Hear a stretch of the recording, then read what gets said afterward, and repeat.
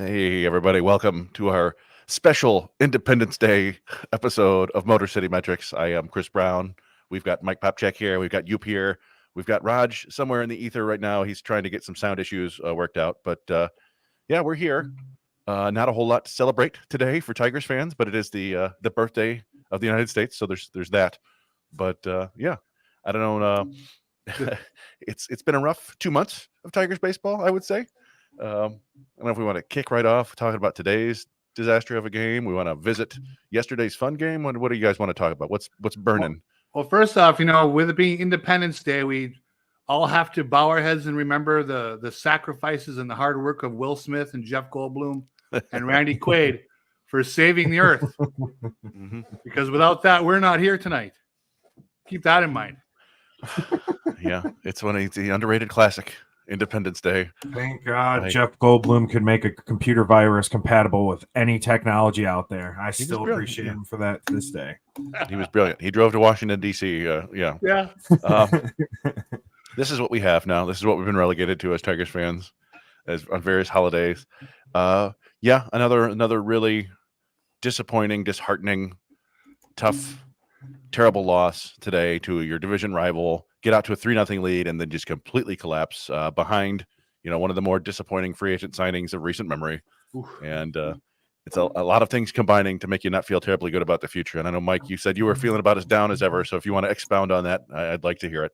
Yeah, I didn't think I'd go to it right away, but yeah, I'm at my season low point baseball-wise right now. Today, after about 2 innings of Kenta Maeda starting,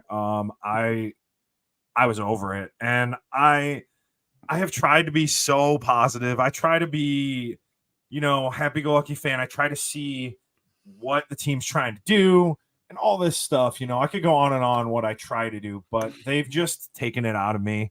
And I'm trying to be more of a Cardinals fan like I usually am when the Tigers are bad, but my heart is with Detroit. So it's crushing. And I've told you guys this, and I'm sorry, in the last couple of weeks, this show has been a lot harder to prepare for. I'm just going to be honest. And it's not that I don't love doing it. I love talking with you guys about this. This is how I get all of it out of my system. But it used to be I like to talk about baseball, and now it's almost like a Tigers therapy session. And That's what's a huge disappointment. And especially against Minnesota. What was the last time they played Minnesota? Like they were complete opposite trajectories. Minnesota was the 4th place team looking terrible, and the Tigers were hovering around 500, and you thought maybe something good could happen out of this.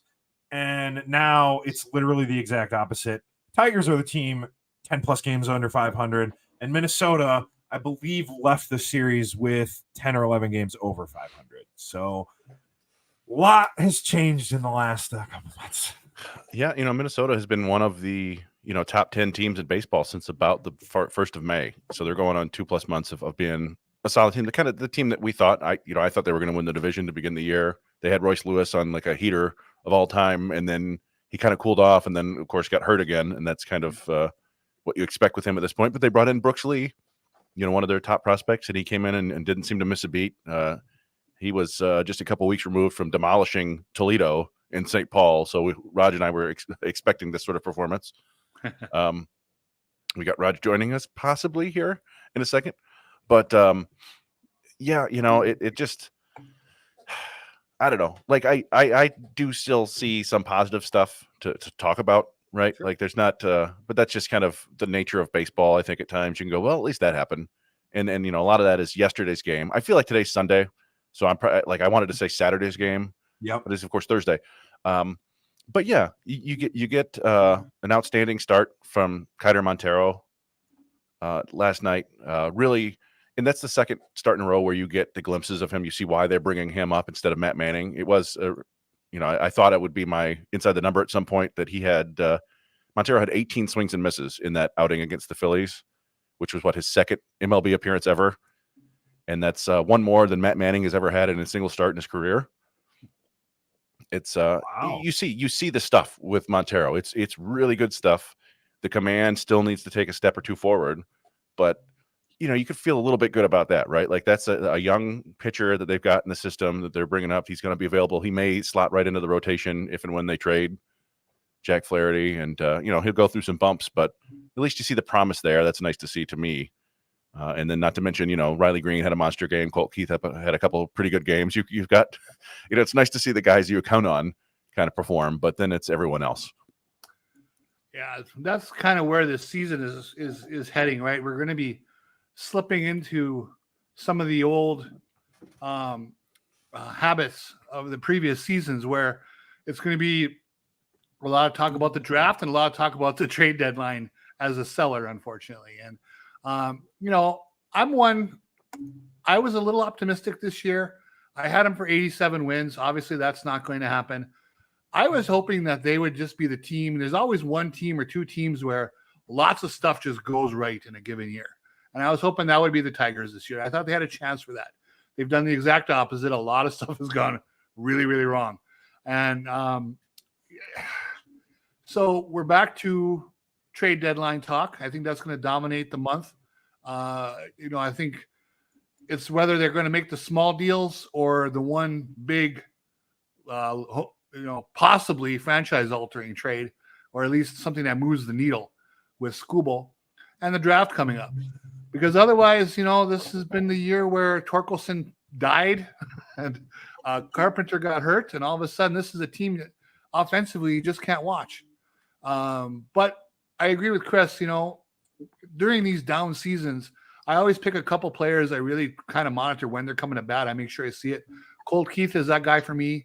And Riley Green, those are two good young players, hopefully continuing to make steps so that if they do make some moves next year and try to win, those will be two guys to rely on. Well, we'll see. Colt Keith, he did have an absolutely terrible June, not nearly as bad as his April, but he stopped walking, which was strange. Yeah. I don't, it's what you get from young hitters. I think this is, you see the glimpses, you see the flashes, you see him trying to figure things out, and then he'll have a game or two where, he's had several games where you just kind of like 3-4 hits, multiple extra base hits.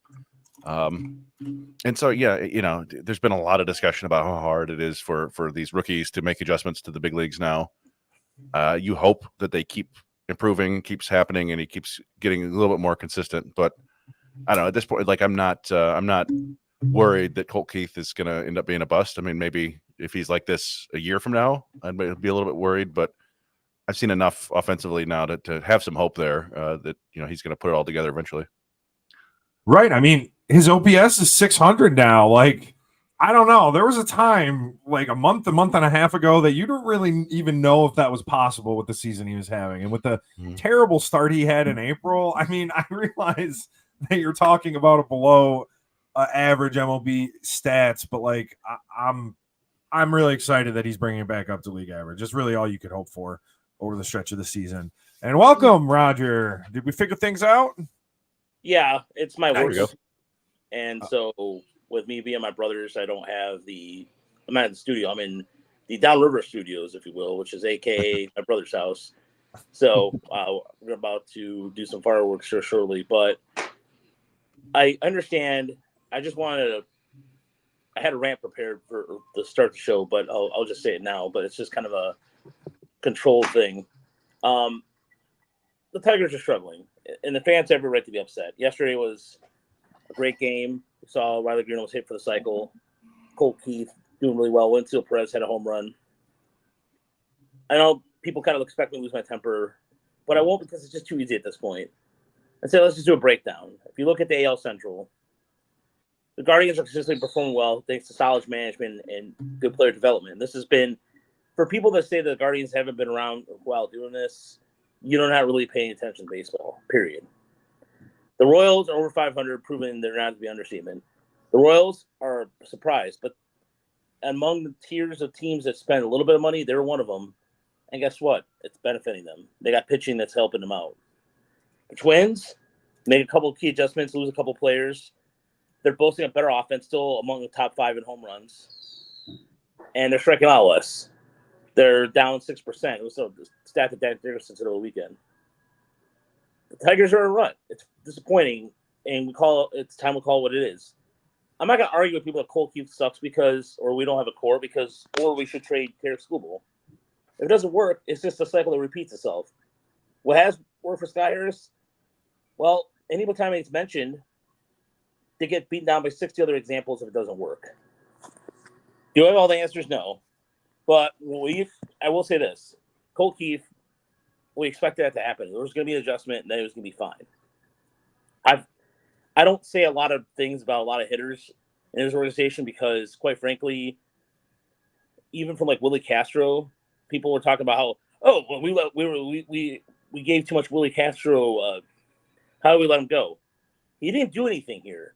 It's not the organization. Maybe it is the organization's fault. I don't know whose fault it is, but I don't remember people making a big deal when Willie Castro left. All of a sudden now it's like this.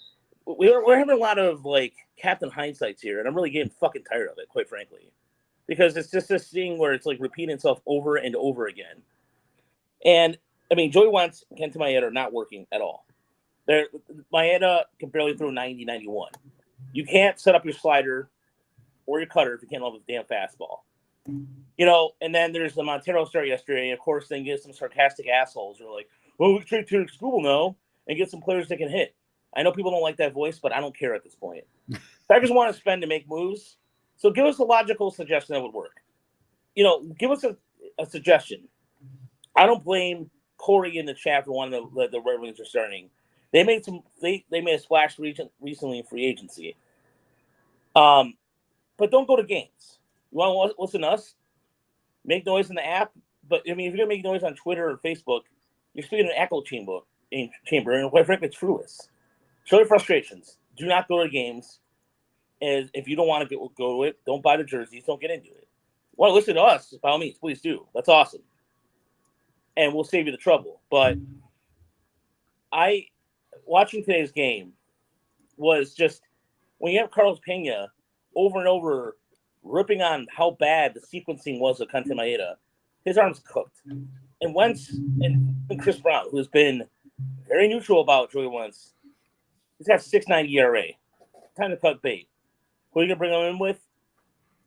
Who knows? But I have seen enough. I've seen enough where there's some things there that are good, and whether you believe it or not, I really don't care. But I know that there's something. This is not all a complete shit show.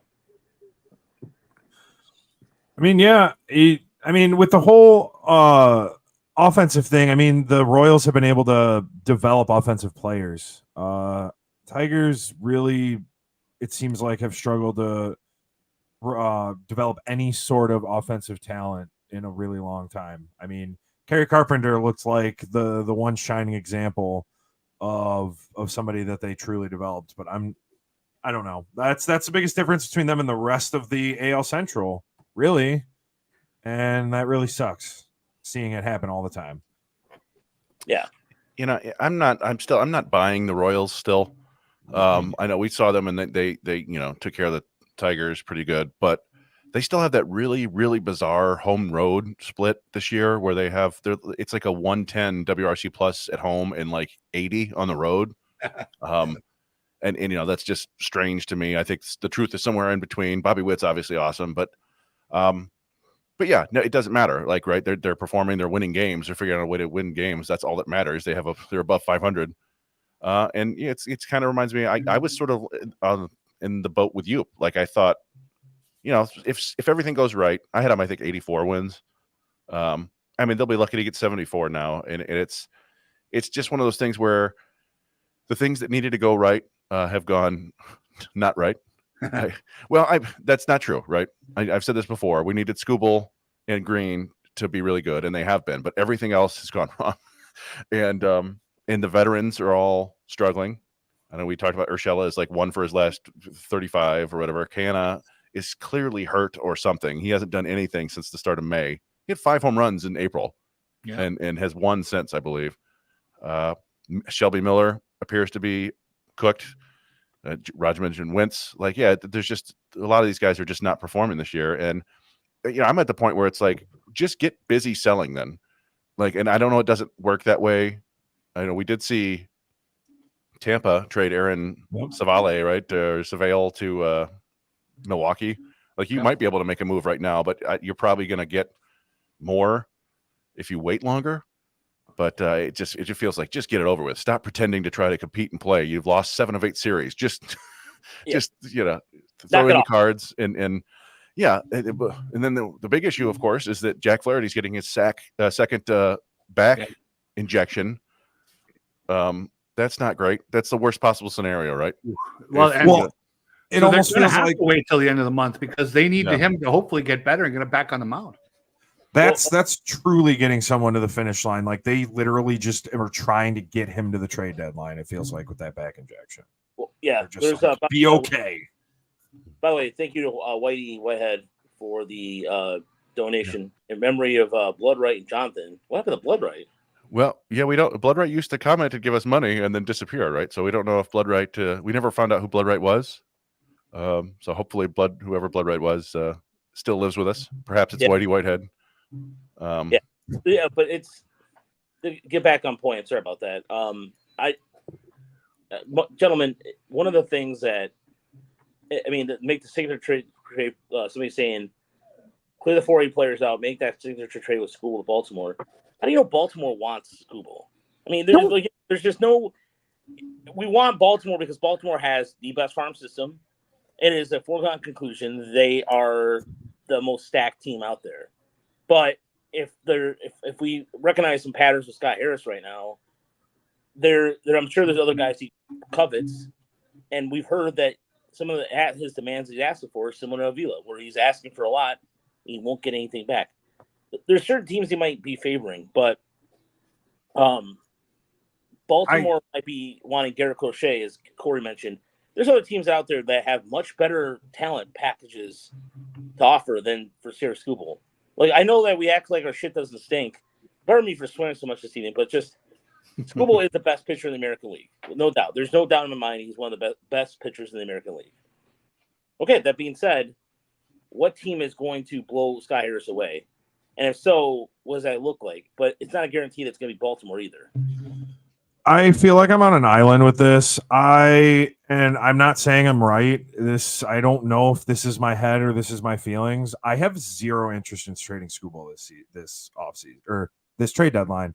I don't understand. There is, in my opinion, a certain level that if a player hits, giving them up is almost never worth what you get back. Mm-hmm. And again, I wish I had more facts to back this up handy. But I mean, obviously the Justin Verlander trade, while is similar in that it's a player with a really high skill level, that was a dude that was on his way out and the team was not going to be good for a while. But it's a completely different situation than they're in right now. We thought they were going to take a step forward. It sounds like collectively all together. We all thought that they'd take a step forward from last year. A team that was supposed to take a step forward from a team, won 74 games last year. You don't trade what Roger just said is one of the best pitchers in the entire American League. The best case scenario for 90% of prospects is lower than what appears to be Skubal's ceiling.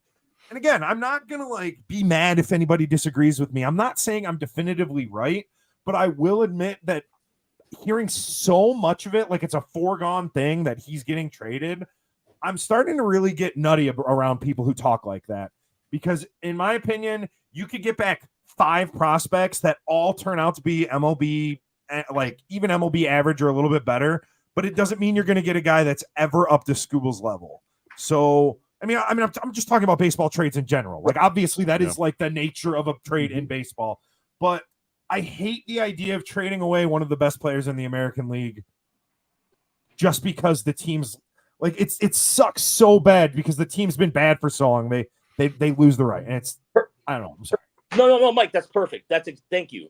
That's, you know what? You said it better than I could. Exactly right there. Thank you. Because the team sucks right now. Therefore, we have to trade Tarik Skubal.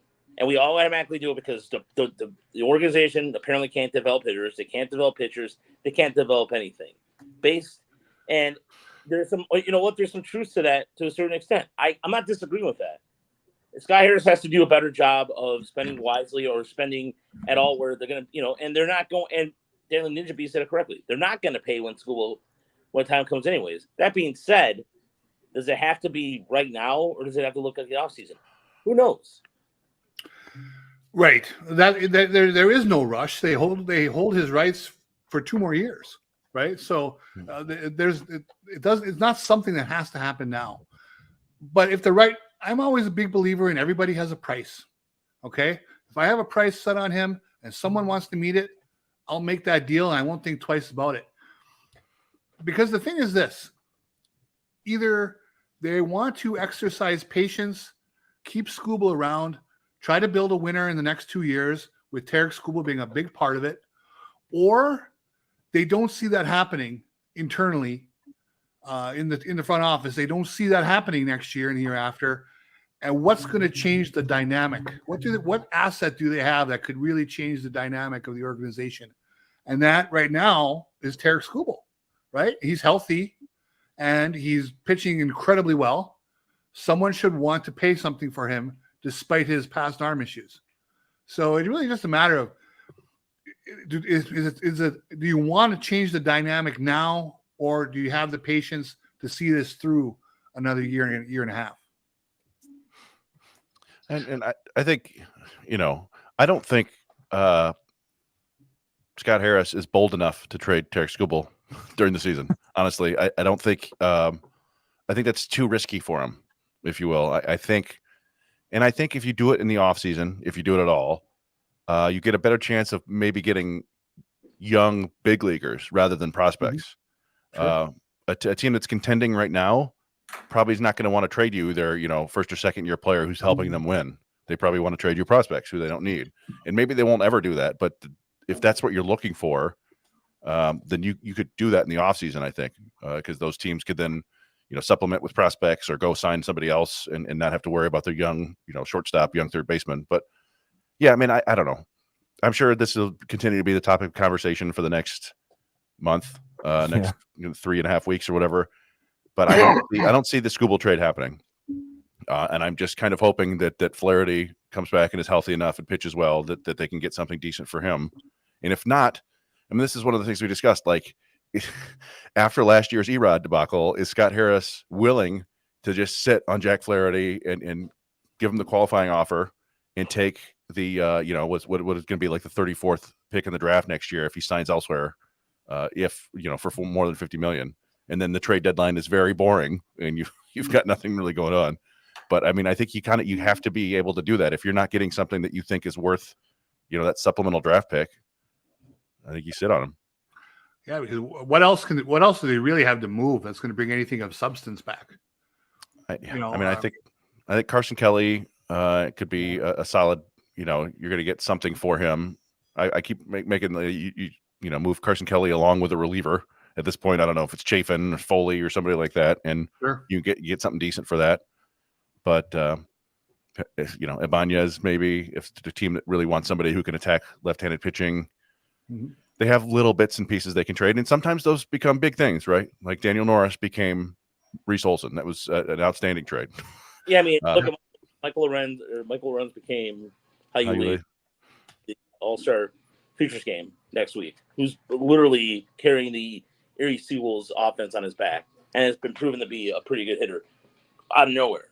So, I will say this: there are at least I'd be able to identify talent and do something with it, because I know Sarah Gibson Long's on the disabled list. He's already out for the year, but they turned around and made him a better pitcher last year. There's certain things that are doing well. We can't sit there and pretend that this whole organization is a complete crap show when there's times where they can do things well. But the one thing that is really, even with the Skubal thing, and somebody brought it up, if you trade Skubal, look, the Lions' seasons are just around the corner. Training camp's just going to start in a few weeks. If you trade Skubal, you're basically telling everybody, you're giving everybody the finger and telling everybody we're gonna kick it down year 9 coming up. That's what you're doing essentially. And and here's the thing, if you even if we're talking about trading with Baltimore, if you get Baltimore's top 4 prospects, then of course, no brainer. But I just don't see teams just willing to give up. They're treating like as Chris has said, you treat prospects like currency. But I see certain teams like Baltimore who don't. I mean, Baltimore doesn't spend money at all. They could change under new ownership now, but I just look at it this way: if they can identify a couple players that can come up and make a major league impact now, they do so. But I don't. That's what scares me, right there. And Chris brought this up. If they butcher it again like they did with the Erod thing, then you have another set of problems on their hands. Well, yeah, I mean, I'm not worried about like an Erod situation like where they just they blow it, right? Because none of these guys have a no trade clause like Erod did, and the big thing with that one is he actually exercised it, which nobody ever does. Yeah, I mean, that's my question is if Harris feels like he has to trade Flaherty no matter what, or if he is willing to just not trade him if he's not going to get something that he likes, which I think would be very disappointing to a lot of Tigers fans, but might ultimately be the right choice. So it'll be interesting to see what he does there. But I don't know. It does suck. It sucks here to be here in early July and have zero hope for any kind of postseason or even contention for a wild card. And to just be dreaming, like you said, of draft and trade deadline, and then next year's free agency. Maybe they could fill all their holes that way. All right, join us Sunday, July 14th, with the 7th annual Tigers Minor League Report MLB Draft Show, hosted by Chris Brown and Rogelio Castillo, with special guest Matt Broder of Woodward Sports and Locked On Tigers host Scott Bentley. Who will the Tigers draft at pick number 11? Will the Tigers pick cause further frustration on waiting for the future? Show will be starting at 7 o'clock and will be going live until 9:30. Tune in on the Tigers Minor League Report YouTube channel on Sunday, July 14th for all the draft coverage and more. Please subscribe to our YouTube channel today.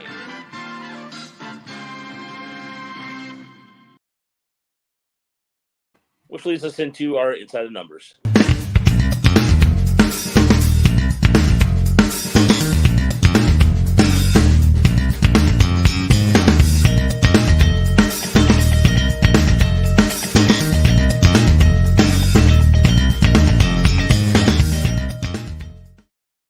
All right, so we need a little bit of a palate cleanser, honestly, folks, because starting the show with literally a crap sandwich of a series in Minnesota. There's got whatever your neighborhood you're in, depending if you like fireworks or not. You might have an animal that's like running, like the case of my brother's dog, who's under the couch right now, just scared crapless out of their mind. That being said, let's go inside some of the numbers. What number stood out to you, Mike Papchek, this week? This is something I did not expect to find. I don't really know what I was looking for when I did the prep for this, but 5.68 is my number. That is the Tigers' ERA in the 9th inning. That is insane to me, and I feel like I don't know. There's no pitcher right now that I feel confident trying in the 9th inning, and that is not like based in statistical fact. It is based on that number and what I've seen lately, just in the back end of the bullpen. I just feel like it seems like anybody that goes up there right now, Shelby Miller, Will Vest, and Alex Faedo have all have an OPS against above 1,000 in the 9th inning. And another fact is let's see, we have, I mean, I'm not counting Zach McKinstry, but we have 10 pitchers that have pitched in the 9th inning for the Tigers. What I'm ramping up to is I am tired of the way that AJ Hinch looks at his bullpen. I think when he got here, I love the idea of like, hey, bullpen by committee, closer by committee. Like, we're just going to go with the next guy up. But I just feel like there's definitive proof that it's not working. There are certain guys, Shelby Miller looks terrified in the 9th inning. He gets lit up. I think the defined roles are important, and I thought that it was like the new way of looking at your bullpen is to not have a defined closer and to not look at things like that. But I think that he needs to reset a bullpen pecking order and bring some stability to it. They've pitched the 6th most innings in the league, the bullpen has, through this point in the season. So I know that does have some effect on it, but 5.68 in the 9th inning is terrifying, and I hated seeing that. And it's interesting. I didn't think of that. That's very good. I looked it up. It's the 4th worst in baseball. Ahead of only the San Francisco Giants, who have a pretty good closer, Duvall, the Toronto Blue Jays at 618, and the Colorado Rockies at 830. Oh, 8:30. Ooh. The best, of course. This explains some things. Cleveland 125 in the ninth inning. That's insane. But yeah, just I was thinking the other day, it just feels like the Tigers, not once this year, it feels like they have gotten to the other team's closer, like in the ninth inning. Maybe I'm sure they have. It just feels like they haven't. And it feels like they've had a bunch of games where they've gotten in the ninth inning, as it were. So yeah, that's a good one, Mike. Yeah, that's a really good one. All right. Uper, what's your inside number? My number is 702. That is the OPS of one Alex Bregman so far this year. Alex Bregman gets brought up a lot when people turn their attention to the offseason, what the Tigers can do in free agency. I've been a big Alex Bregman fan since he debuted. I didn't really realize that this is his 9th season. Okay, so he's going to be in year 10 next year. That stunned me because he just seems like a young guy to me. He's going to be turning 30. That is the worst OPS of his career at 702. And the thing about it is, if you look at the StatCast numbers, he's hitting about 248. His expected batting average is 235, and his expected slugging is only 360. So that doesn't mean the Tigers and other teams shouldn't look at him in free agency next year.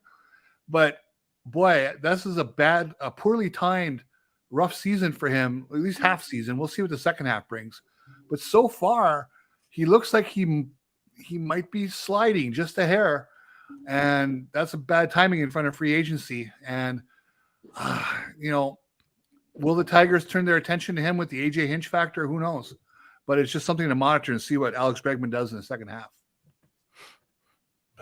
Yeah, that's I don't know. It wouldn't shock me if he ends up another one of those guys looking for like an 8-year deal and has to settle for like a Carlos Correa 1 year, $30 million with options for second and third. Yeah.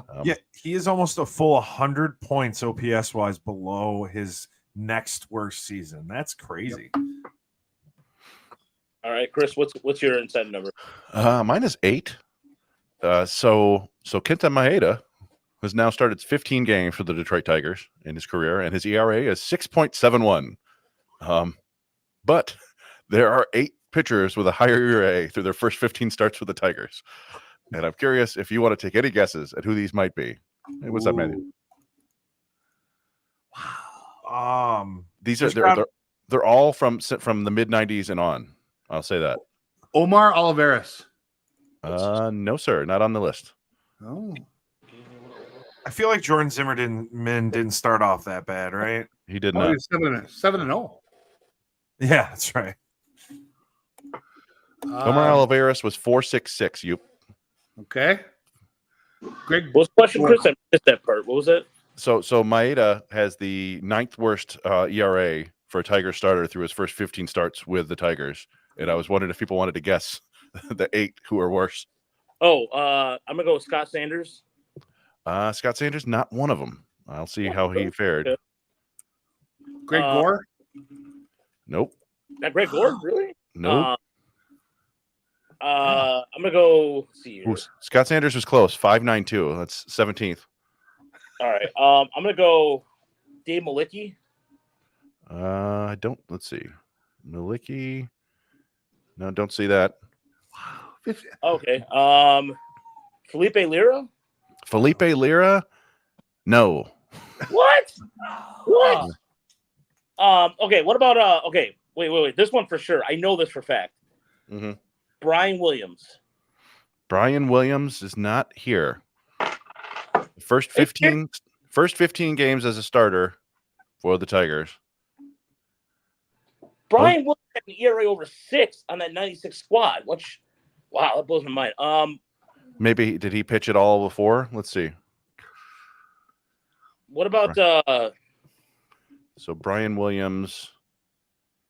Yeah, well, let's see. It was 6.77 with 17 games started. But yeah, I don't know.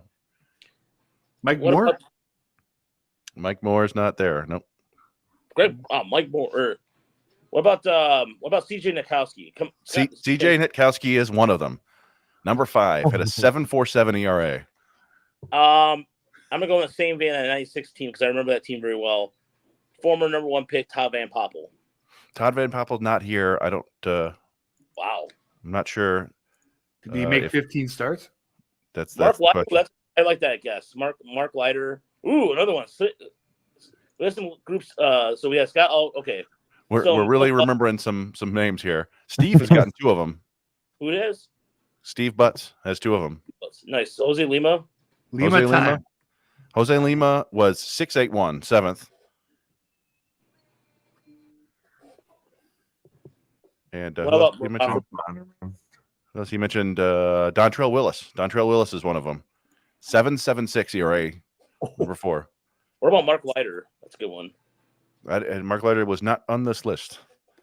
What about Todd? Todd's got another one too. Scott Aldred.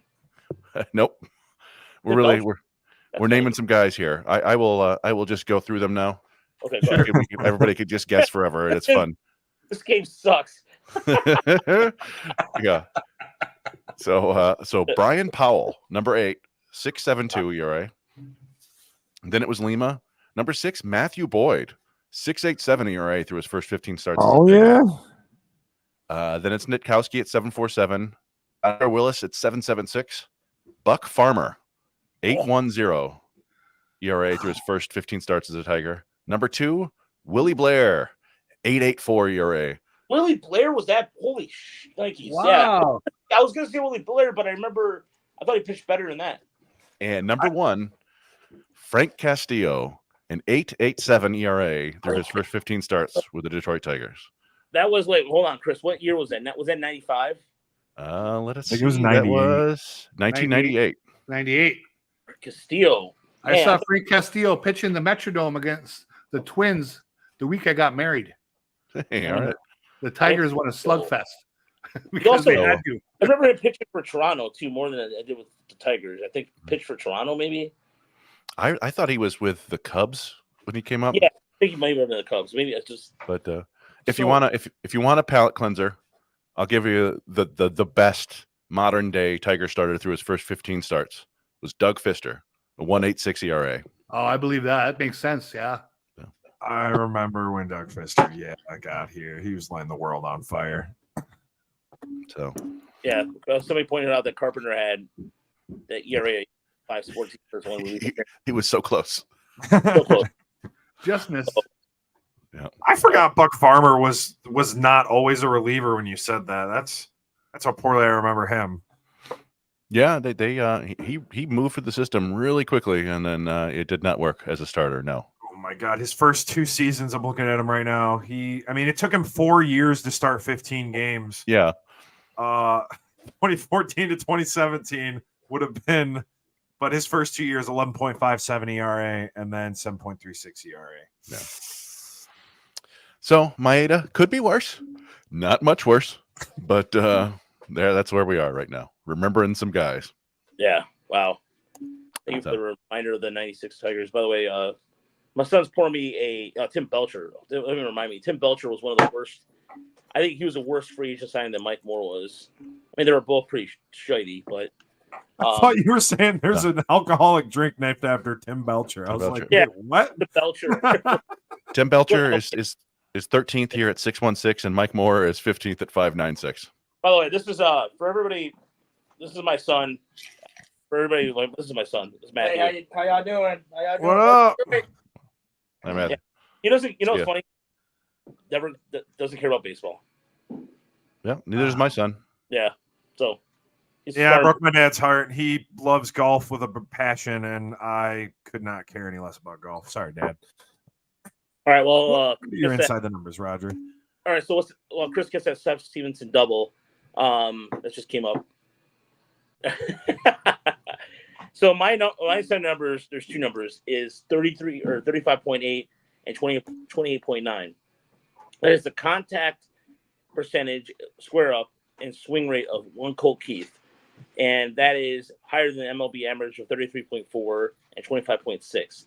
Now his fast rate swing, which is 14.1, is well below the league average of 22. So doesn't catch up to league averages yet, but he is 3 percentage points under the average bat speed, which is 71.4. He's at 71.1. So for everybody who's saying that Colt Keith can't catch up to the ball, there's some validity to it to a certain extent, but he is hitting the ball a little better. And everybody's like, if everybody thinks that I have a Colt Keith hard on, it's just, if he was hitting 210 and he was doing nothing, hitting with power, sure.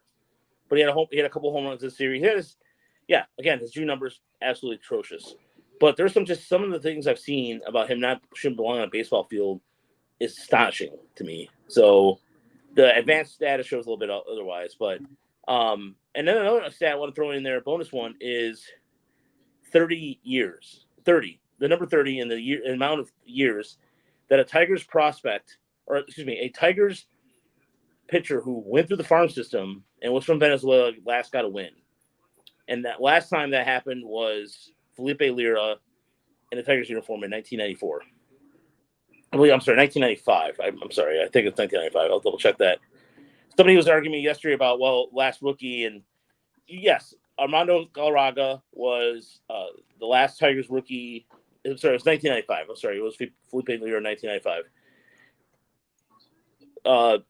Armando Galarraga and Jose Alvarez were the two last Tiger pitchers who were Venezuelan that were rookies that got wins.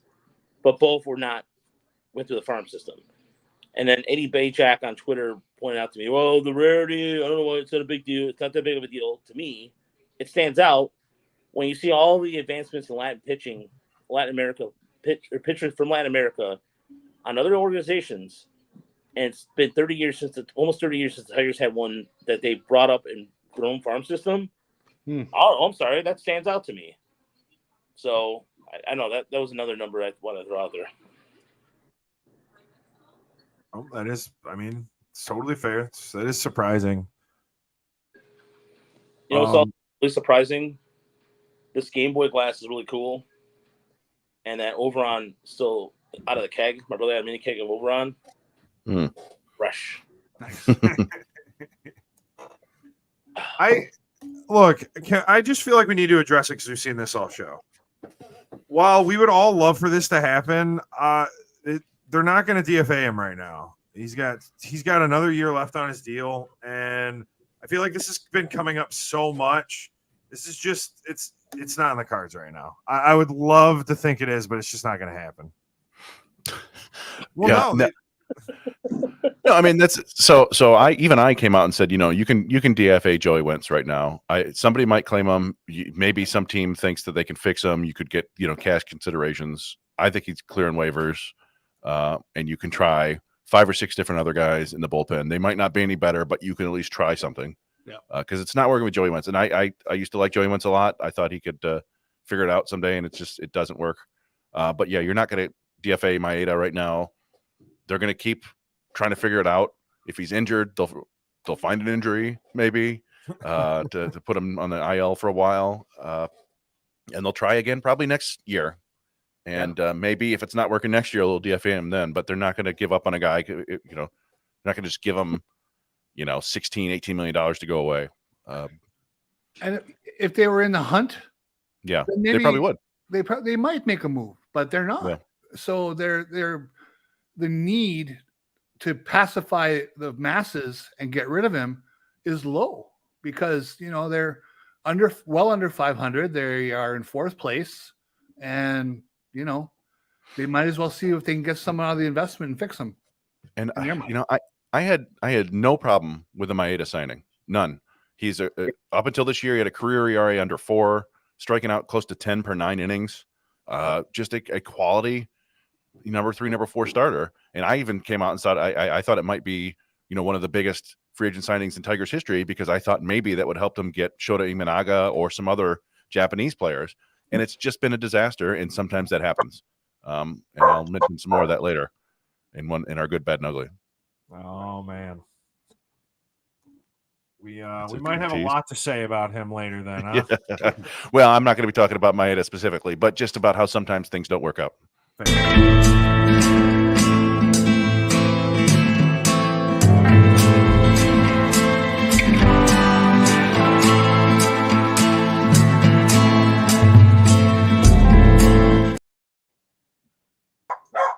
All right, we got a barking dog here. Sorry, folks. Chris, go ahead with your good and bad, the ugly. So my good is Elliot Ramos, who people may remember. He's a San Francisco Giants outfielder. Was San Francisco's first-round pick in 2017, one pick after the Tigers took Alex Faedo. And he quickly became kind of a top 100 prospect, but never really higher than like 60th. He was always in the back end of the top 100 as this, youngish outfielder with tools. Came up to the majors a couple of years ago and didn't do anything. He went like 2 for 20. And then came up again last year and didn't do much anything. I think he hit 179, played 25 games, but somehow exhausted his rookie eligibility. I think he was just on the roster for too long. And just kind of fell off the radar, right? And then this year he comes up on May 8th, and he's been one of the best hitters in baseball ever since. Last night he hit his 12th home run tonight. He was hitting close to 300. It's a 157 WRC plus since he came up, and 2.2 WAR is the 11th most in baseball since he came back. So it's a good reminder that sometimes prospects take a little longer than you'd like, and he's a key example of that. I had kind of written him off because he hadn't done anything in the last 3 years, and then he's out here leading the San Francisco Giants in hitting. So cool story there. My bad is last year's World Series teams. We may have talked about these separately at times, but right now the Texas Rangers are 39-48, which is they're only 8 games back, but that's pretty close to the Tigers record. Yeah. And the Diamondbacks are 42-44, close to 500, but 10.5 games back. Texas has a team WRC plus of 93. Again, that's, the Tigers are 88. So they're better than the Tigers, but they're below Oakland, who has 94. And the D-backs have a 4.67 team ERA, which is the second worst in baseball. And this is where that signings that make sense sometimes don't work out. The D-backs went out and signed Eduardo Rodriguez to a 4-year, $80 million deal. He hasn't pitched for him yet. And then they signed Jordan Montgomery to a 1-year, $25 million deal. He's got a 6.44 ERA this year. So, and he's on the IL. Yeah, sometimes things don't work out. You spend money, you think you make moves that seem to make sense, and nope. And unfortunately, it's happening to both last year's World Series teams. They might. I think the odds of either of them making the playoffs are pretty long right now. And I'll go with my ugly and kind of continue my recent trend of draft horror stories because we're getting close to that draft. The Cleveland Guardians have released Carson Tucker, their first-round pick from the 2020 draft. He was 23rd overall. We've talked before. It was a cursed draft in every way. You can look at the number 1 overall pick hitting 250 in Toledo right now, and that's enough for you. But Tucker never basically did anything. He obviously didn't play in 2020 because of COVID. He played 5 games in 2021 because of a hand injury, 38 games in 2022, and just 29 last year. Didn't play a single game this year. So in the 4+ seasons since he's been drafted, 73 total games he played, batted 164 with 3 home runs and a 38% strikeout rate. And he's now no longer in baseball. So that is a bust. Some other things can be called busts too, but that is a severe draft bust. Yeah, you might have a record for bonus money per games played. Yeah, it was $2 million bonus, which was like $1 million under slot, and Cleveland, spent it around on some other people, including the guy who gave up a late grand slam to Ryan Valade in Toledo today, Mason Hickman. But that's a tough first round pick, especially when guys like Bobby Miller went a couple picks later. Oh yeah, brutal, especially at least for the Nationals though. I think James Wood came up Monday, right? He did. Yeah. That was the 21 draft. Yeah, and they got them via trade, but still, I mean, it's paying off it's paying off. So, all right, I'm gonna do my good and bad, the ugly, because after this I have to take off, gentlemen. So real quick, and then you guys can go about your business. To me, the good that stands out this week is the Baltimore Orioles. They 41% of their extra base hits is a good high of baseball right now. 41%, just outstanding. So that number to me is good, especially because if you look at what they've been able to do in the standings right now, they're just 2 back in the AL East or 2 games ahead of the Yankees rather, and what I like about the Orioles and Yankees right now, and hopefully it goes back to the days of the rivalry. These two teams used to compete for division championships in the 70s all time. Is the 2 seasons you have with Gunnar Henderson and Aaron Judge. I mean, Gunnar Henderson, I think hit his 27th this evening, or 26th, maybe 26th. And Aaron Judge, I think, is already at 30 home runs. And the season that Gunnar Henderson is having, WRC plus of 173, he's already at F4 of 5.9. And we're not even at the All-Star break. That's just outstanding. I mean, that's to me like watching. Like after the Tigers were down 9-2, I just started flipping around like screw it. So I started watching Baltimore and Seattle for a little while. I was watching everything, and I've been watching more and more outside of the college game. I've been watching other in the minors, of course, but it's just that's to me watch it.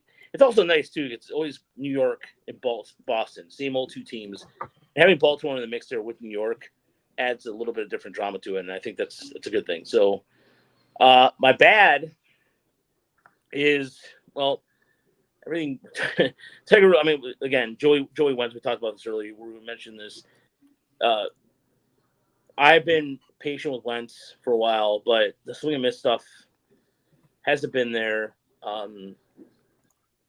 don't try to be a dead horse, but he really was my bad this week. So when we're talking like watching him during the game today, I thought that it was almost like AJ Hinch was just basically waving the white flag at that point.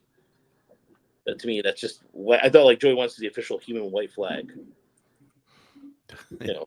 Well, yeah, I mean, I thought he left Maeda out there for longer than he should have, but somebody said earlier, they need somebody to try to get outs, right? They've a bunch of games in a row, but yeah, it's tough when Wentz comes in. Yeah, you're pretty much assured that things aren't going to go well. Yeah. So when it's Maeda back-to-back Wentz, the other team's salivating.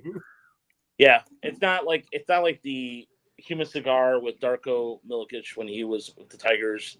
It's not like that at all. It's just is what it is. And to continue the trend with the Tigers, my ugly is the Tigers' shortstop production is minus 1.4.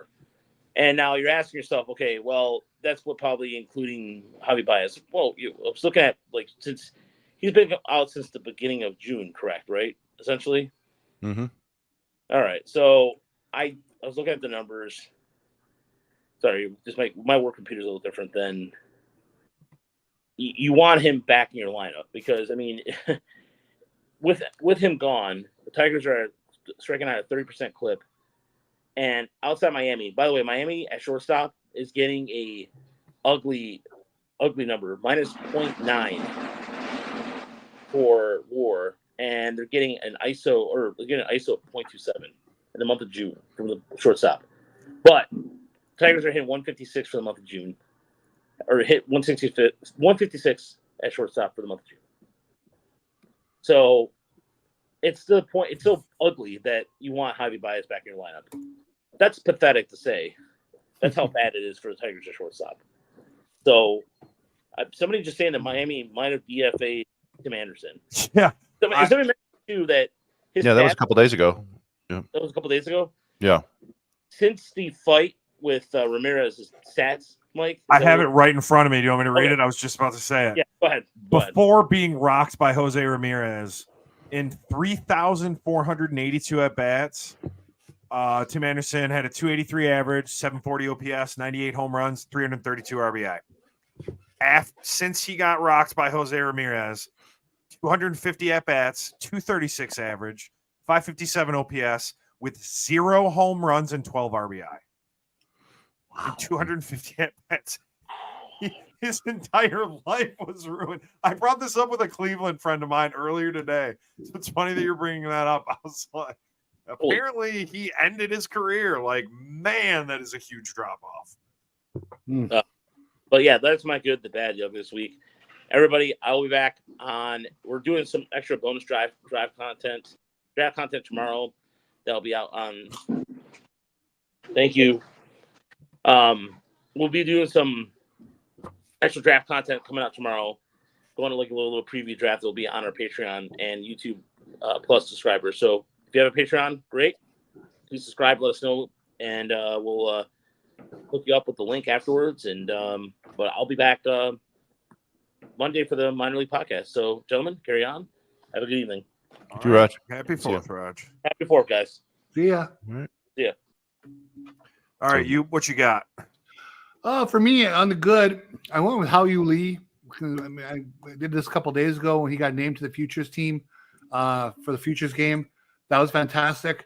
The reason I concentrated on him is we've heard a lot of buzz on Twitter, people that don't trust Scott Harris to make trades, right? You hear that all the time. We don't want to trade Skubal because it's Scott Harris doing it, okay? I think everybody needs to back off on that. I mean, obviously, they found a prospect who has at least the appearance of a future, and they got it for an expiring asset in Michael Lorenzen last year, something that they hope they can do with Jack Flaherty. Another $1 in a tip jar for John Flaherty. I've done that like 5 times this year. So, but anyway, Scott Harris has been here less than 2 years. And even those first couple of months when he got hired at the end of 22, that barely counts because the season was already in the tank. For people who don't want him to execute trades, I'll just tell you this. Who's going to do it? I mean, are they going to sit still and do nothing? Or are they going to try to get better? Scott Harris is the guy. He's going to be here for at least, I'm going to guess, even if things go to hell, 3 more years. Okay. I would be stunned if it's less. So he pulled off the Hao-Yu Lee trade. Looks good. When we were talking about what kind of players they're developing, they had 5 players in the top 100 for Baseball America this week when they reordered their top prospects. Several of those players brought in the Scott Harris regime. So it's ugly right now. They're playing poorly. They can't hit. The bullpen's terrible. They were caught short on depth, which is a little on his plate. But overall, this is the sport we follow. Things go wrong. I don't think we know enough about Scott Harris to pass any judgment really at this point, other than to say some of the young players are okay. My couple bad efforts lately. Last Sunday when Justin Henry Malloy hit the inside the park home run, did anybody else think Mickey Moniak just kind of loped towards that ball? I was amazed the left fielder wasn't backing him up better, right? Yeah, that too. I mean, that was just lazy baseball. And to Malloy's credit, I couldn't believe they're already sitting there waving him around third at that point. So he must have really been busting it. So good on Malloy, bad on Moniak. That was a terrible effort. And then the other night, Luis Robert for the White Sox catches that ball on a walk-off play in medium left center field and doesn't throw home to try to get the runner. Probably wouldn't have got him, but man, you got to try. He didn't even throw it. He didn't even get lined up to catch the ball running toward the infield. It was just a brutal, lazy play. And sometimes we talk about great plays, but sometimes the lazy plays need to be pointed out. And those are a couple that I saw this week that I thought were pretty bad. Ugly is a pretty easy one. Tigers haven't won consecutive games since June 4th. I mean, hello. Ooh. They haven't won consecutive games in a month. That's some pretty shoddy baseball. And that's ugly. Yeah, that's hard to feel good about anything when you can't win more than 1 game in a row. Oh my goodness. I did not realize it had been that long. That hurts. It was the Rangers? Was that the last series there that won back-to-back games? Yeah. Hard to believe. Oof. Well, mine are all Tiger centric because, as I mentioned previously, I'm pretty upset with this team. I'm not disappointed because I guess I knew that this could happen, but means we got to start with the good. We've talked about it a little bit. Kiner Montero. He pitched a gem. Like Chris said, he looks better in his second start, but this third one, he finally put it all together. Minnesota, they're 10 games above 500. They are a solid team. They're a team that's going to be contending for a playoff spot at the very least. And this kid in his third MLB start, he shut him down. They put up 5 runs and 12 runs in the other 2 games. I know Skubal gave up more runs, so you could argue that Montero handled them better than Skubal did, which even if that's a conversation, I'm happy for the kid. So it's just really cool that Montero's gotten a chance to succeed, especially since we've also been talking about another pitcher, Maeda, who is pretty much just blocking valuable innings that we could be using to find out what we really have. But I don't know. I'm just really happy for Montero. I think every time he's pitched, I put him in my good, bad, or ugly. So if that tells you how closely I'm watching him, yeah, I'm just happy he put it up. And I got my little notes here. Skubal gave up 1 more run and 2 fewer outs. So I mean, hey, be good. The bad is something that I think we all probably know, but just when I was reading this and looking at it today, it really bummed me out. My bad is the Tigers All-Star Game hopes. Now I know that it's and maybe I shouldn't say that as bad. It's almost good because they have the capacity to get more than one player in the All-Star Game for the first time since 2017 this year. Since 2016, and I'm not counting 2022 when Miguel Cabrera made the All-Star Game because that's it was the veteran inclusion, right? 2017 they got Justin Upton and Michael Fulmer into the All-Star Game. Since then, they've gotten the obligatory, they got to get one guy in, right? So that's happened every year since 2016 otherwise. It's just for a long time, it just really feels like the Tigers. I mean, it's just more proof. The Tigers have not had elite MLB talent in a long time. It's been about 9 years. And in 2015, they had Miguel Cabrera, Jose Iglesias, JD Martinez, and David Price all make the All-Star Game. Oh, I was going to guess, I know Soto made 2 and Lorenzen was last year. I'm trying to guess who else made it. Joe Jimenez. Shane Green, Joe Jimenez. Yeah. So you're bad when it's just your relievers who make it. Exactly. Three straight years, 18, 19, and 21. It's not a good look. And it's a huge bummer. I was reading through this list and I was like, oh my gosh, there are some teams on this list that weren't necessarily like incredible, but they still got 3-4 All-Stars. So it's bleak.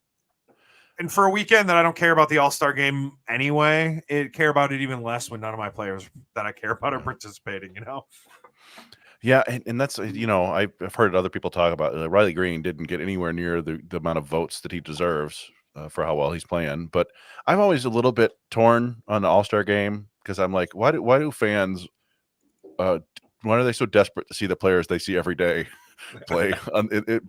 I get it. It's like you want them to get the recognition nationally, but also like I kind of want Riley Green to have like 3 days off to go fishing. But it's silly because those things like 20 years down the line when you're looking at somebody's career, you go, oh, you never really made an All-Star Game, and it's like, well, he definitely deserved to, but he didn't. But yeah, I don't know. Yeah, the All-Star festivities. We're going to be watching the Futures game for seeing. Max Clark will be there, and Hayu Lee, as you mentioned. There were some people who were like, why not McGonigal and Job? And it's like.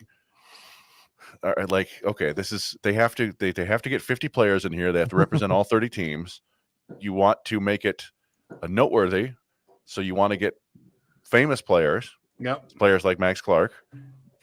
Teams have a say too, and I would bet the Tigers did not want Jackson Jobe to go based on the fact that he just is coming back from 6 weeks off, and not to like put too fine a point on it, but they also want players who represent the world.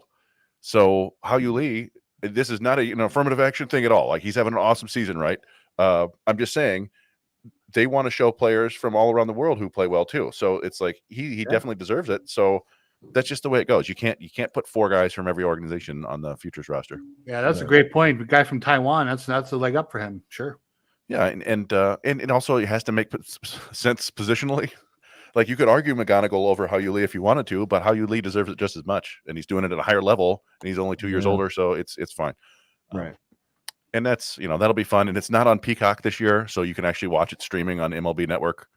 You don't have to have a Peacock account. And then the weird thing is after the game, they're doing this new skills competition, which is like a 3-part. It's not just a home run derby. There's like hitting targets. Oh boy. They're trying to make it like a video game, basically. But you can't see that until the next day. It's happening after the Futures game, but you won't be able to see it till the next morning. So Weird. baseball. Yeah. But yeah. I'm just gonna finish up my ugly really quick. I don't want to spend too much more time on him because we've talked about Kenta Maeda the whole time of this whole show. Kenta Maeda. Tigers are 0-7 his last 7 starts. Why does it matter if Skubal is like a win? You feel like it's a win every time. When at the other end of the rotation, you have a guy that you feel like is a loss every time. They cancel each other out. So really, you're looking at the 3 guys in the middle that are really the meat of the record. It feels like, because it does feel like that. He got bombed. I read an interesting piece. Cody Stavenhagen on The Athletic today. He's mentioning that it seems like the Tigers may have been a bit hoodwinked. Maeda picked up his velocity at the end of last year, and he looked really good at the end of last year, and none of it has stuck through the beginning of this year. Like Roger mentioned earlier, his fastball is touching like 90, 91 maybe on his best days. Really just, man, I wish Maeda and Flaherty signed opposite deals. That's how I feel about this. So you're saying we got something to look forward to in September. The Maeda Renaissance. Maeda is going to be throwing 93 instead, right? Yeah, and I mean, something needs to be done. I don't know what they can do. No, I don't think they can do anything. Like we talked about. Like, what, you can't DFA him. I don't see them going to a long bullpen relief role, mostly because Bo Brisky has been the lone bright spot for a month in that bullpen, and he kind of serves that purpose. Why would you bring in a failed starter to get rid of one of your best relievers positions? That'd just be another fail on Hinch's part, in my opinion. Yeah, I mean, and then I've talked about before that I thought maybe Tyler Holton could eventually move into the rotation if you need to, or you can, but like I don't know if they can do some sort of opener thing with Maeda, have him work 3 innings tops, like something to try to piece it together. But I honestly do think it's going to be kind of a phantom IL or a real IL stint that they're going to figure out eventually. I don't know, like the fall off has been so hard that it's really tough for me to think that it's not in some way related to an injury. But I guess players sometimes just disappear, right? Like it happens. Happened to Jose Abreu. We went from being a very effective player to basically not being a player at all, and it's a real bummer when you get the guy in that year. No, I think I know my answer, but I mentioned your answers. Ty Madden's had like what 3 decent starts in a row? 2 in a row. 2 in he a row. Had a very good, basically his best start as in AAA, maybe in pro baseball, in his last outing. And today he was cruising along and then gave up, I think, a 3-run homer. Okay. But otherwise pitched pretty well. It was the start before that he gave up like 9 runs. Okay. So it was 3-star. How horrific would his debut be right now in MLB? I think he would probably get demolished, but you'd never know, right?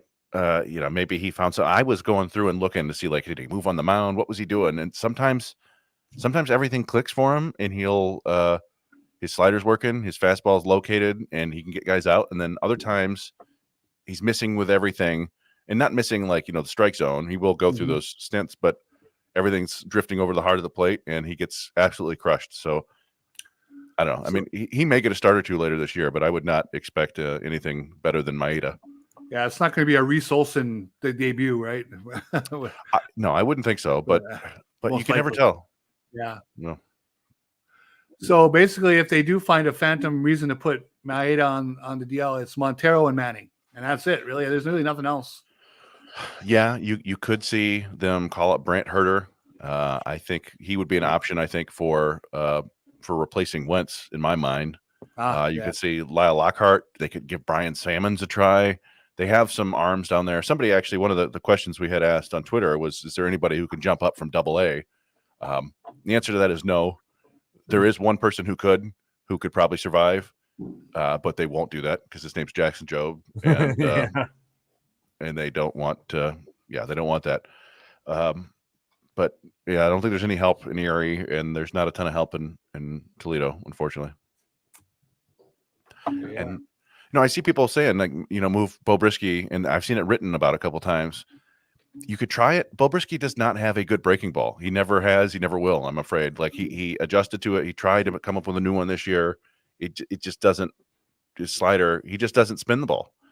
He's got a really nice fastball. His changeup's really good, but I don't think he'd be very effective as a starter because the breaking ball isn't there. It's worth a shot, I guess, but seems like he's the kind of guy. He needs to work on a cutter or something, right? Something like that. Yeah, he's not going to be throwing 97 as a starter either. It's going to be more like 93, 94. Yeah. I mean, Oh, hey, welcome back, Roger. There's one thing I wanted to address real quick, but once you go ahead and finish. No, I was done.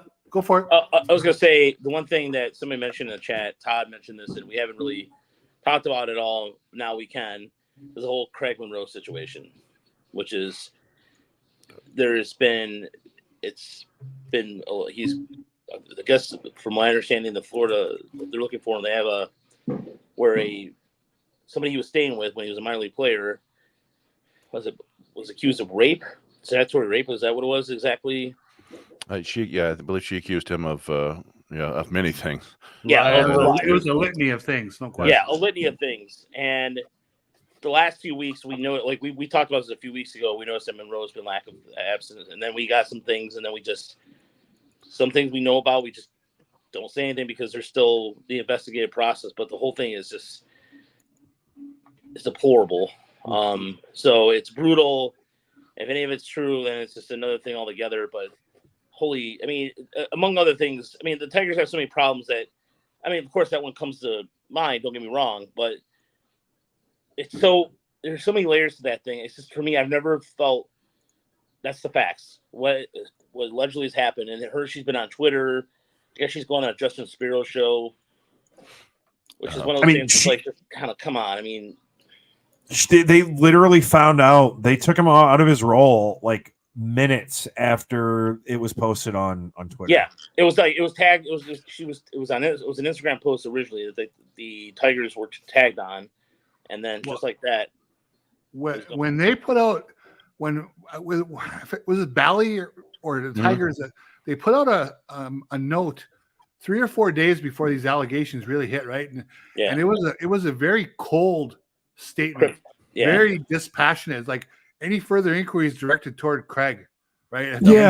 It just seemed like, oh man, they weren't wishing anybody well, so you knew something bad was coming because that was such a stone cold press release.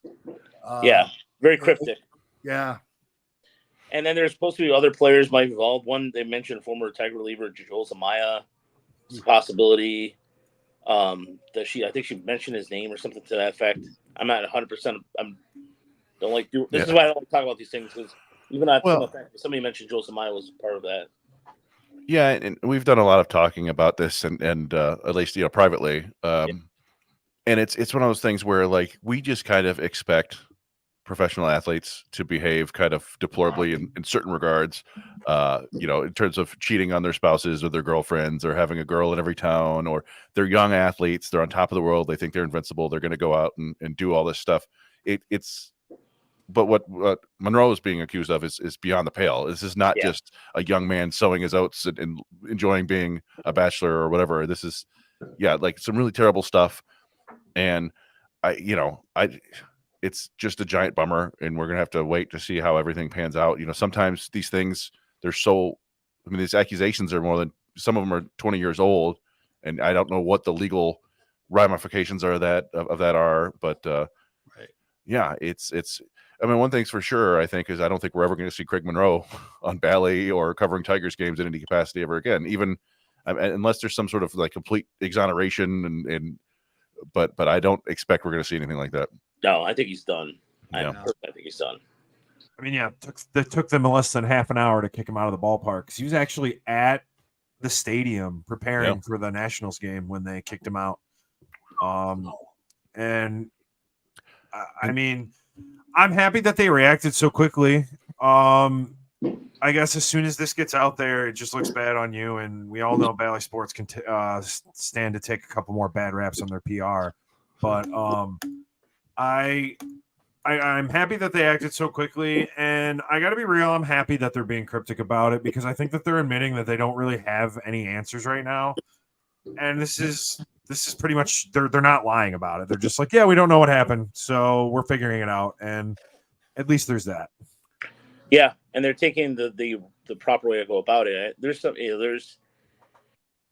the amount of people who are commenting on it too is it's pretty. I mean, there's a lot of it's deplorable, but I just the amount of also like slut shaming and all that stuff too. Like the girls already been through enough. Yeah, like that's the you see. Yeah, Yeah, I mean all these you've seen this play out, dozens if not scores of times over the last 6-7 years with all the Me Too movement and all that stuff, and when these accusations come out, and it's Steve Reed. Yeah, it's just really tough to, I don't know, for Bally's part. Yeah, like that was actually very good PR, if you will, to just immediately say, oh no, we're washing our hands of this. We don't know, but we're not gonna continue with this guy. Too often you see companies or teams like stand by somebody and then get burned. At the same time, like, yeah, it's tough. Obviously, like, I think it looks really, really bad for Craig Monroe. Hasn't been convicted in anything, right? Like, it's tough for him if by some minute chance this is all made up. That's very rare, obviously, but it has happened before or something like that. And you'd be like, well, that's a real bummer. But I think the odds are that this is legit, and it's horrifying. And it doesn't have the sense of a Duke lacrosse, does it? No. Yeah. The fact that Monroe didn't, like, there was not a peep out of him for weeks, kind of told me something, right? Like, but I don't know. It's just an ugly situation, and just more fun for the season, right? To, like, we try to focus on the sport, and this awful real life stuff happens. Yeah, I mean, it was one of those things where things were coming out in the background for it. Chris and I, we talked about this as a collective, that it's just until things were coming out, there's no purpose to talking about it, and like it's like a sewing circle of rumors. We had heard some rumors, and they were not this. Yeah. So, like, we didn't report anything because it's and then and apparently that her claim came up, like you said, Mike, like weeks ago, and then it didn't really get into the public consciousness until, I don't know, a week ago, 10 days ago, or something like that. When Tigers UK apparently tweeted out or something to that effect. I mean, I guess he was the one that was the genesis for it, but people have been sitting on this for a while because some people I talked to knew about it and they were doing investigating. Yeah, like should. So yeah, the actual reporters and people who follow the team they were doing, trying to dig up and figure out how real this is. So good on them. But it's just an ugly situation, and I don't know. But it's as John O'Toole said, more Dan Petrie. Petrie is a very pleasant gentleman, and that's nice to have him on the broadcast. And Carlos Pena, I love the wapaka. I love that. But, Pena's really good. Pena's really good at what he does too. And so I know people love Andy Dirks. I don't really have an opinion either way, but I guess for that aspect of it, I like Andy Dirks about half the time. I think that Andy Dirks, like, I don't have a problem with him, but I think he has the attitude of, like, I mean, I'm a player and I know better in a lot of ways. And, like, I don't know. He has a weird arrogance about him. Yeah, I can see that some people would enjoy, but it rubs me the wrong way sometimes. I'm not saying I dislike him, but there's sometimes where he's like, I know what you're getting at, Mike. And I don't know. If somebody wanted to have a beer over me about it, fine. Andy Dirks, as I've listened to him, he's the kind of guy who would rather score a run with a single, a stolen base, and another single versus hitting a home run. I mean, that's basically well, you know why? Because that was his skill set. Unfortunately, yes, if he was a power hitter, really different story. If he was a guy who was known for his power, it'd be a different story. But again, I like Bobby Scales a lot. I think he has a lot of different perspectives. He was also involved in, like, player development and front office, and so I think he has a lot of unique insights into stuff. And he seems to have a good rapport with the guys too. I don't know, they've got some decent announcers now, obviously, with Benetti and Dickerson being outstanding, and the color guys are fine. But yeah, just an ugly, unfortunate situation all around, and here we are. You know what? Finally. You know what Jason Benetti is to me? He's a point guard. Like he's like the Magic Johnson or John Stockton. He makes everybody look good. It doesn't matter who it is. Jason Benetti, you pair him up with anybody, it's a better product. No, if there's one thing that of all the things that have happened this season is all the turmoil, the bad play. The best part about the season has been Jason Benetti to me, because when I'm watching the games, I mean, today he made a Rascals reference, a song by the Rascals, or the Hollies. He made a Hollies reference. Yeah. And all these references to me, I look like Sean in here. We've talked about this on Discord. We make obscure references all the time. Chris and I do. It's just the way I go about things. And Jason does it so well. I love it. And there's somebody who was like, somebody's trying to say that like, he's too much of a know-it-all. Well, sorry that you don't pay attention to those things he does. Well, sorry that he's smart. He's really smart. How dare you?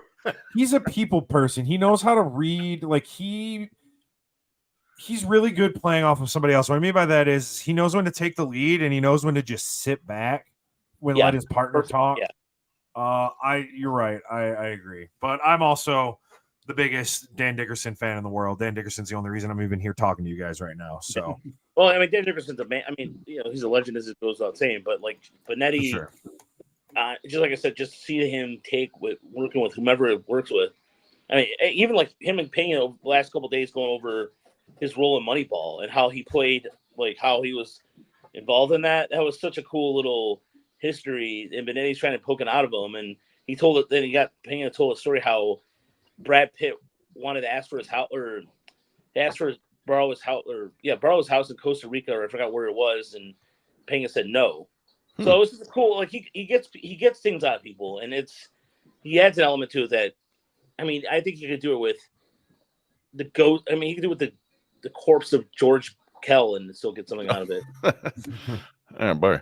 That's a little morbid. Sorry. Yeah. Yeah. But Hall of Famer. So yeah, I don't know. Do we even know who the Tigers play next? I haven't even paid attention. They have a 4-game series starting with they started a series with the Reds. Friday. Well, that's another disappointing team. Small ballpark. Maybe we could see some home runs. Yeah. Hey, we're gonna see. We were just talking about Buck Farmer. We'll see Buck Farmer, Cincinnati. He's having a pretty decent year. I looked him up after we talked about him. I thought Buck Farmer out of the bullpen was going to be like the next 8th inning guy for them for a long time. Yeah, he's doing pretty good. He's like a 2.84 ERA right now. He's a 10-year big leaguer. Yeah. I mean, he did have a couple of good years out of the bullpen for the Tigers, as I recall. Or at least one. 2019, of course, the worst year. Yeah, boy. Surprised he didn't make the All-Star team. Yeah. But yeah, I don't know. So watch a little Ellie De La Cruz and Reds, Guardians, and Dodgers before the break. Yeah. Wow. So what? 2 wins, guys? Maybe. I don't know. Let's put the over/under at 3.5 wins. I would bet my life savings on the under. That's where I'm at with this team right now.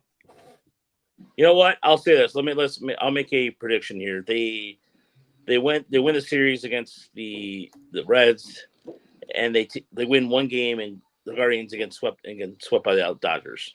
So you got the under 3.5. All right. Yeah. Yeah, I don't know. I'll go 4. I don't know how. I don't want to say over just for fun. I think they can do it. If Reese Olson and Skubal have a couple good games, they could do it.